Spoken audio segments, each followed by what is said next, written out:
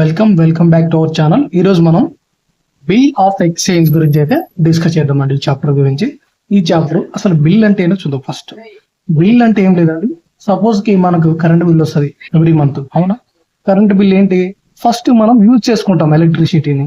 Use చేసుకొని next month first నుంచి fifth తారీఖు మధ్యలో మనకు బిల్ వస్తుంది, మన బిల్లు కట్టాలి. ఇదే విధంగా సేమ్ ఇక్కడ బిల్ అంటే మీకు ఇప్పుడు ఐడియా వచ్చింది కదా. మనకి ఎగ్జాంపుల్కి కరెంట్ బిల్లు మన బిల్ అంటారు.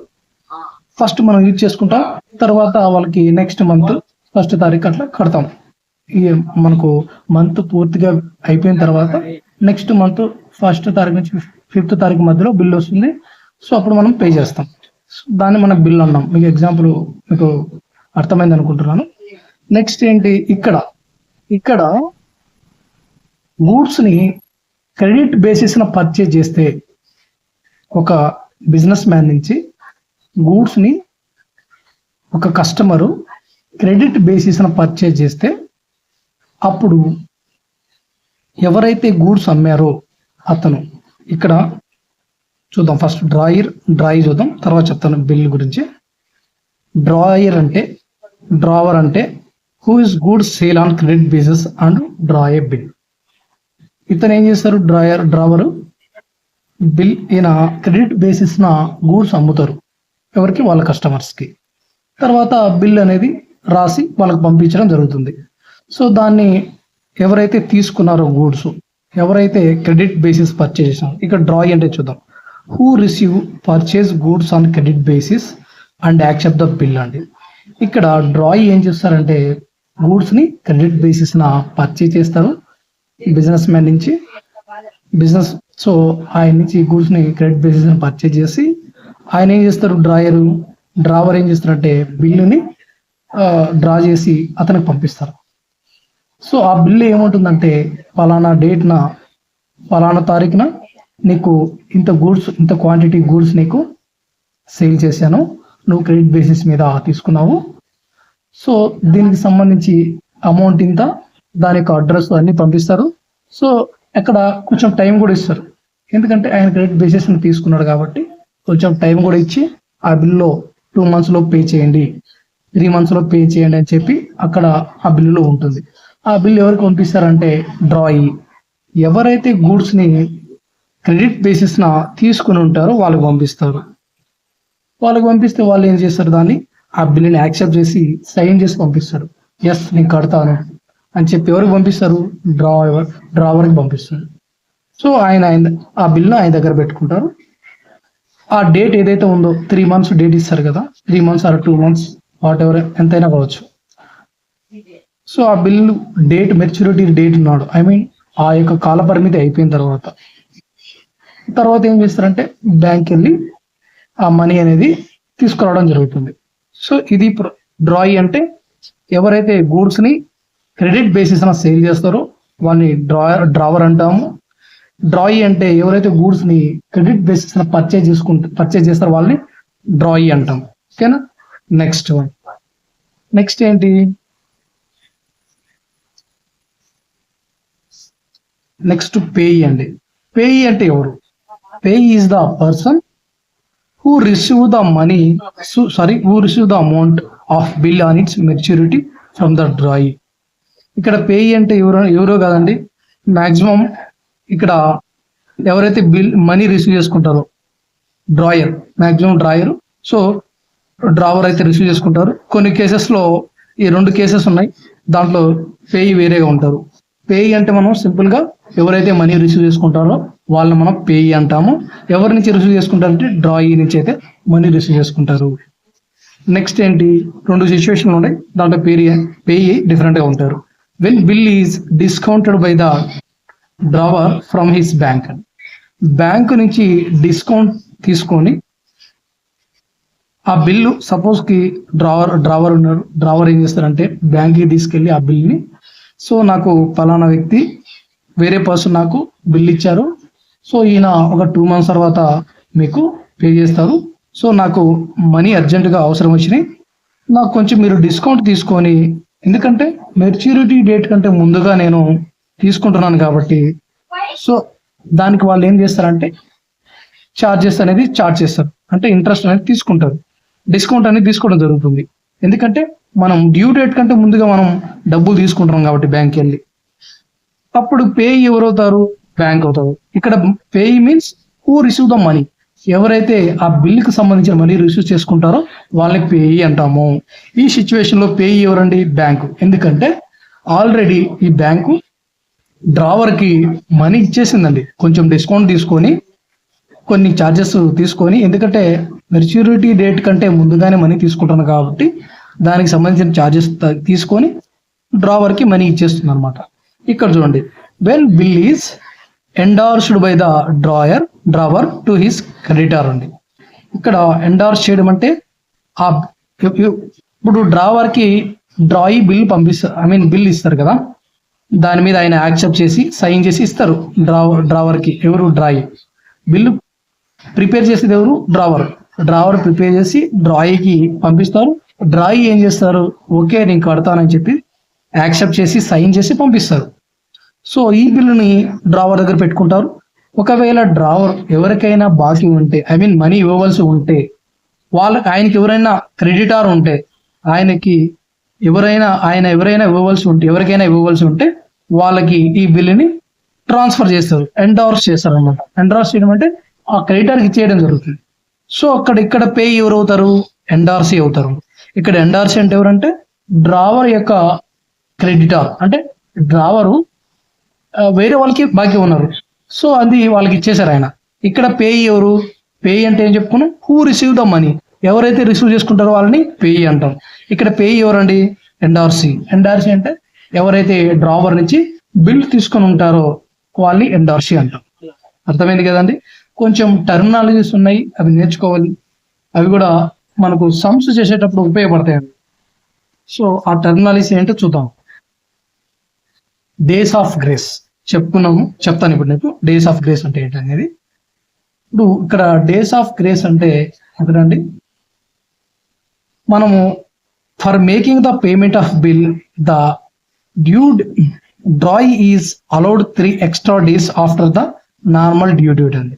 ఇక్కడ మనకు డ్రాయి బిల్ యాక్సెప్ట్ చేసి డ్రావర్కి పంపిస్తారు. డ్రావర్కి పంపిస్తే డ్యూ డేట్ 2 months 3 months అట్లా పెడతారండి. సో అది వాళ్ళ ఇష్టం, అది 5 months 6 months అట్లా పెట్టుకుంటారు, అది వాళ్ళ ఇష్టము. మ్యాక్సిమం తక్కువకే టైం అనేది ఉంటుంది. సో ఇప్పుడు ఏంటంటే సపోజ్ కి 1st జనవరిన 2023న మనకు బిల్ అనేది యాక్సెప్ట్ చేయడం జరిగింది. ఆయన ఏం చేశారంటే అందులో 3 months టైం ఇచ్చారు, 3 months లోగా నాకు పే చేయండి అనేసి. నెక్స్ట్ మనం పే చేయాల్సిన డేట్ ఎంత అండి? ఈ డ్యూ డేట్ ప్రకారం 3 months తర్వాత అంటే జనవరి, ఫిబ్రవరి, మార్చి తర్వాత 1st April 2023లో నేను పే చేయాలి. సో ఇక్కడ ఏం జరుగుతుందంటే డేస్ ఆఫ్ గ్రేస్ అంటే ఒక 3 extra days అనేది డ్యూ డేట్ కంటే ఎక్స్ట్రా డేస్ అనేది డ్రావర్ అలౌ చేస్తారు.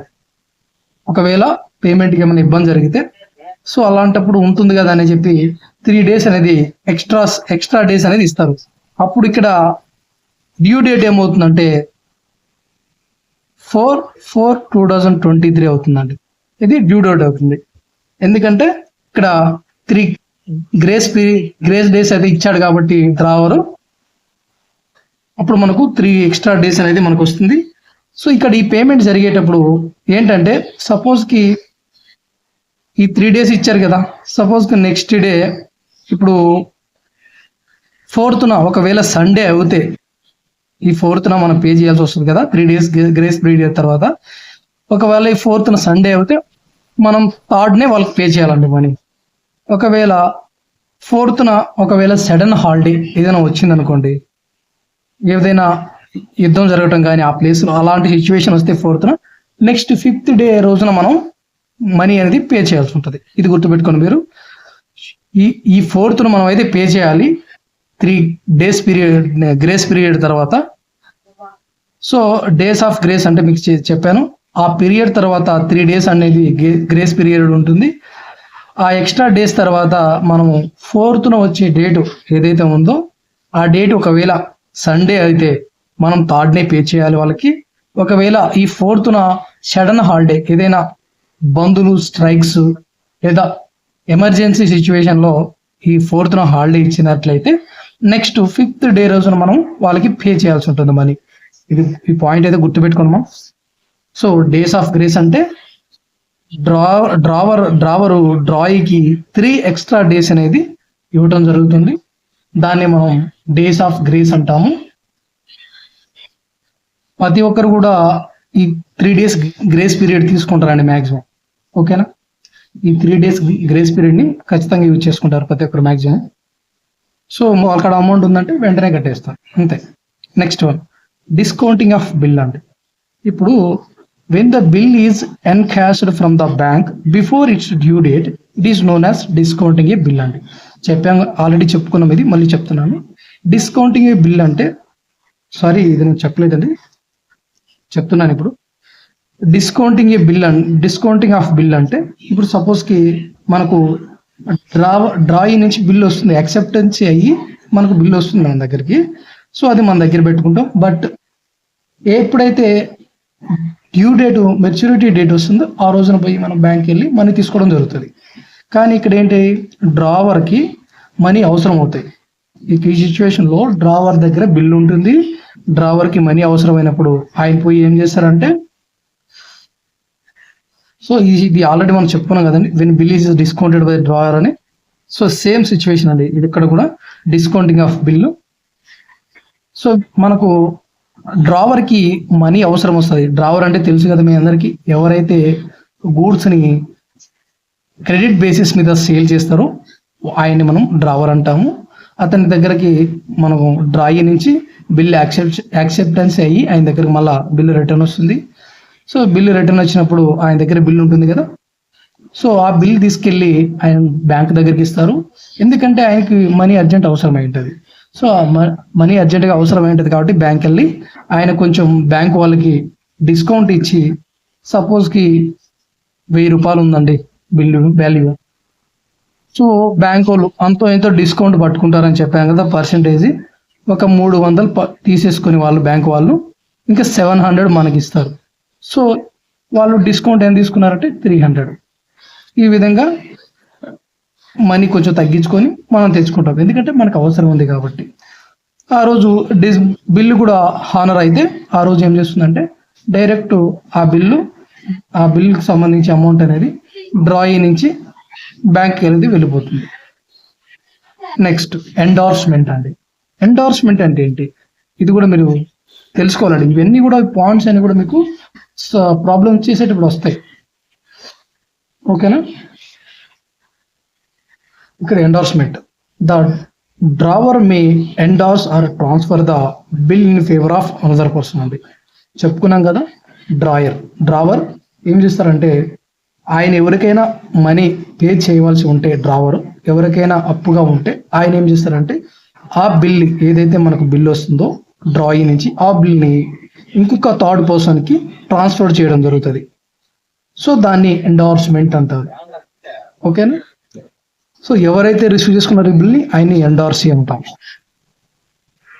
డ్రావర్కి ఎవరైనా క్రెడిటార్ ఉంటే, ఆయన ఎవరికైనా మనీ పే చేయవలసి ఉంటే డ్రాయి నుంచి వచ్చిన బిల్లుని డ్రావరు ఆయనకి ఎవరైనా బాకీ, ఆయన ఎవరికైనా బాకీ ఉంటే వాళ్ళకి ఆ మనీ ఆ బిల్ అనేది ట్రాన్స్ఫర్ చేస్తారు. దాన్ని మనము ఎండార్స్మెంట్ అంటాం. ఓకేనా, నెక్స్ట్ డిజానర్ ఆఫ్ బిల్ అంటే ఇది చూడండి, ఇది కూడా ఇంపార్టెంట్ మనకు. హానరు డిజానర్ 2 సిచ్యువేషన్లు. హానర్ అంటే ఏం లేదు, బిల్లు హానర్ అయిందంటే ఆయన పేమెంట్ మనకు ఇచ్చేశారని అర్థం. ఒకవేళ బిల్లు డిజానర్ అయిందంటే ఆయన ఇచ్చిన బిల్లు ఆయన దగ్గర సఫిషియంట్ మనీ లేకపోవడం వల్ల డిజానర్ అంటే చెల్లలేదని అర్థం. ఓకేనా, dishonour of bill when the డ్రాయి of the bill fails to make payment of the bill on the date of maturity అండి. మెచ్యూరిటీ డేట్ రోజున అంటే డ్యూ డేట్ రోజున డ్రాయి మనీ పే చేయలేని సిచ్యువేషన్ని చేయలేకపోతే ఆ బిల్ అనేది డిజానర్ అయిపోతుంది, అంటే చల్లదండి. మరి అకౌంట్ లో మనీ ఉంటేనే కదా మనం డ్రాయి ఎవరికైనా ఇవ్వగలుగుతాడు, ఆయన దగ్గర మనీ లేదు. సో బిల్ అనేది డిజానర్ అయిపోయింది. ఓకేనా. Next noting charges. Noting charges అంటే ఏంటివి? To obtain the proof of dishonour of bill, it is recent to the drawee through a legally authorised person called notary public అని. ఒకవేళ bill dishonour అయితే మనం అప్పుడు ఏం చేస్తారంటే,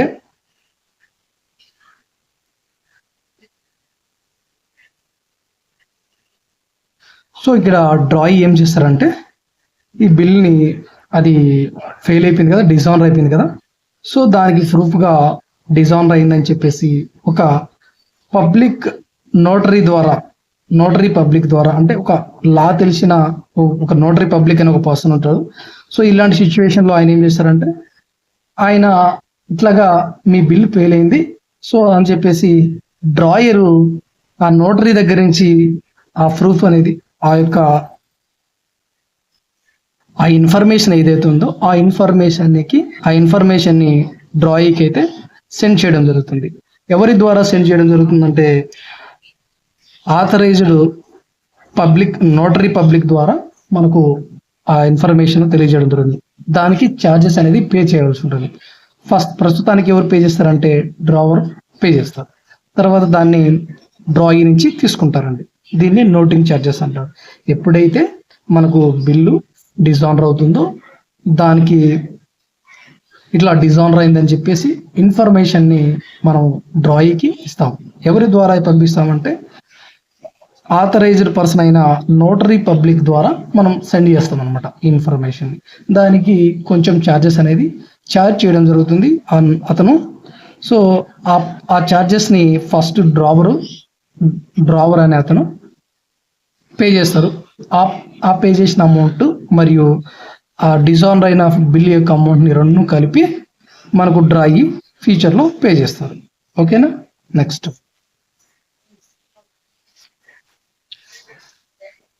ఇదండి బిల్ సెంట్ ఫర్ కలెక్షన్. ఈ బిల్ సెంట్ ఫర్ కలెక్షన్ అంటే ఏం లేదండి, మనకు డ్రాయి నుంచి డ్రావర్కి బిల్ అనేది వస్తుంది. ఫస్ట్ ఏం చేస్తారు, డ్రావరు బిల్ని డ్రా చేసి ఆ బిల్లో ఏమని మెన్షన్ చేసి ఉంటారు, ఫలానా ఇంత సరుకు మీకు పంపించాను, ఇంత గూడ్స్ మీకు పంపించాను, ఇంత గూడ్స్ సెండ్ చేయడం జరిగింది, సో దాని యొక్క అమౌంట్, దాని యొక్క క్వాంటిటీ ఎంత, సో అని చెప్పేసి డీటెయిల్స్ అన్ని రాసి ఆయన డ్రావరు సైన్ చేసి పంపిస్తారు అనమాట. సో అక్కడ డ్రాయి సైన్ చేసి యాక్సెప్ట్ చేసి దాన్ని తిరిగి రిటర్న్ ఎవరికి పంపిస్తారంటే డ్రావర్కి పంపిస్తారు. అప్పుడు ఆయన ఏం చేస్తారు, మెచ్యూరిటీ డేట్ ఏదంతా అయితే ఉంటుందో, ఐ మీన్ నేను 1 month కూడా పే చేస్తా, 2 months పే చేస్తాను, ఈ మెచ్యూరిటీ డేట్ ఉంటుంది కదా బిల్లో, ఆ బిల్లు మెచ్యూరిటీ డేట్ వచ్చేటప్పటికి ఆయన బ్యాంక్ వెళ్తారండి. ఆ బిల్ని బ్యాంకు పంపించి మనీ అనేది కలెక్ట్ చేసుకుంటారు. దీన్ని బిల్ సెంట్ ఫర్ కలెక్షన్ అంటారు. ఓకేనా. డేట్ ఆఫ్ మెచ్యూరిటీ రోజున మనీ అనేది తీసుకుంటారు ఆ బిల్లు వాళ్ళకి పంపించి బ్యాంక్ వాళ్ళకి. నెక్స్ట్ రెన్యువల్ ఆఫ్ బిల్ అండి. ఇక్కడ చూడండి, ఒక్కొక్కసారి ఏం జరుగుతుందంటే మనీ అనేది డ్రాయి దగ్గర ఉండకపోవచ్చు. ఏది ఆల్రెడీ ఓల్డ్ బిల్ ఏదైతే ఉంటుందో, ఓల్డ్ బిల్ ఏం చెప్పారు, ఆయన నేను 2 months పే చేస్తాను అని చెప్పేసి యాక్సెప్ట్ చేశారు. యాక్సెప్ట్ చేసి ఆ బిల్లు డ్రావర్ దగ్గరికి వెళ్ళిపోతుంది. సో ఈయనకి అనిపించింది నేను కట్టలేనేమో అని అనిపించి ఆయన ఏం చేస్తారు, డ్రాయికి ఇన్ఫార్మ్ చేస్తారు, నేను ఈ మంత్లో పే చేయలేకపోవచ్చు, సో నాకు కొత్త బిల్లు ఒకటి పంపించు, ఓల్డ్ బిల్లు క్యాన్సిల్ చేసి కొత్త బిల్లు పంపించు అని అంటారు. సో ఆయన దాని ప్రకారమే కొత్త బిల్లు పంపించడం జరుగుతుంది. సో దాన్ని రెన్యువల్ ఆఫ్ బిల్ అంటారు. ఇవన్నీ ఎందుకు చేస్తారంటే to avoid dishonouring of bill. ఇదంతా మన దగ్గర మనీ లేదని చెప్పు, డ్రాయి దగ్గర మనీ లేదని ఆయనకి తెలిసి అట్లనే సైలెంట్గా మెచ్యూరిటీ రోజు వరకు ఉంటే ఆయనకి ఎక్స్ట్రాగా ఏమవుతుందండి, నోటరీ ఛార్జెస్ అవన్నీ పడతాయి.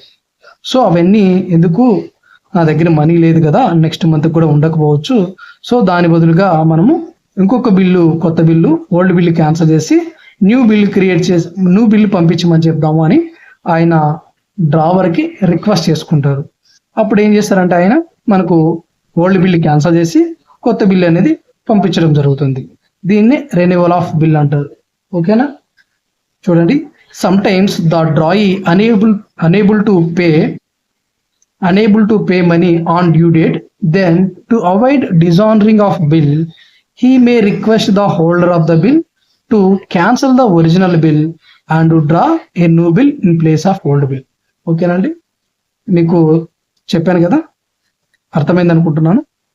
Next one, so new old బిల్ని క్యాన్సిల్ చేసి న్యూ బిల్ అనేది మీరు పంపించండి, డ్రా చేయండి అని చెప్పేసి ఆయన న్యూ బిల్ ప్రిపేర్ చేసి నాకు పంపించండి అని చెప్పి చెప్తారు. దీన్నే మనం రెన్యువల్ ఆఫ్ బిల్ అంటాం. నెక్స్ట్ రిటైర్మెంట్ ఆఫ్ బిల్ అండి. రిటైర్మెంట్ ఆఫ్ బిల్ అంటే when drawee makes the payment of the bill before its due date is called retirement of bill అండి. డ్రాయీ ఏం చేస్తారంటే, డ్రాయీ దగ్గర మనీ ఉందండి, సఫిషియంట్ మనీ ఉంది. So ఈయన ఏమనుకుంటారంటే, నేను ఒకవేళ డ్యూ డేట్ కంటే ముందుగా పే చేస్తే నాకు కొంచెం మనీ తగ్గవచ్చు, కొంచెం పేమెంట్ అనేది నేను వాళ్ళకి తక్కువగా ఇవ్వచ్చు అనే ఉద్దేశంతో ఈయన ఏం చేస్తారంటే డ్యూ డేట్ కంటే ముందుగానే మనీ పే చేస్తారు.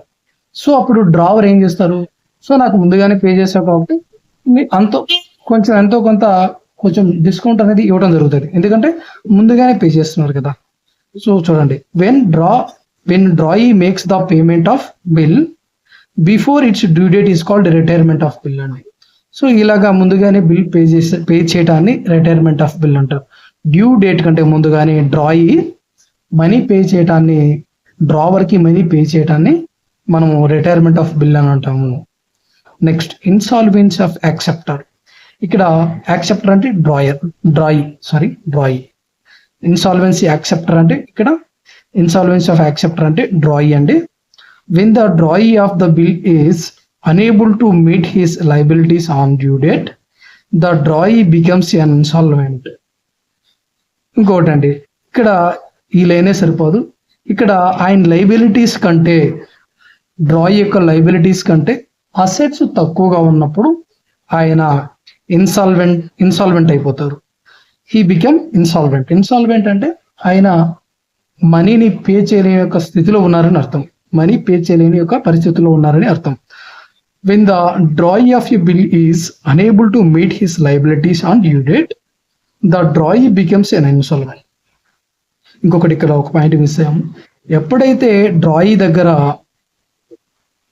అసెట్స్ లైబిలిటీస్ కంటే తక్కువ ఉంటాయో ఆ సిచ్యువేషన్లో డ్రాయీ ఇన్సాల్వెంట్ అయిపోతారు. ఇది గుర్తుంచుకోండి. ఓకేనా, థ్యాంక్ యూ అండి, థ్యాంక్స్ ఫర్ వాచింగ్. ఇలాంటి వీడియోస్ కోసం అయితే మన ఛానల్ అయితే ఫాలో అవ్వండి, సబ్స్క్రైబ్ చేసుకోండి. వీడియో నచ్చినట్లయితే లైక్ చేయండి. ఓకేనా, కొంచెం లెంతీ అయింది, ఫాస్ట్లో పెట్టుకుని చూడండి. ఓకేనా, thank you, thanks for watching.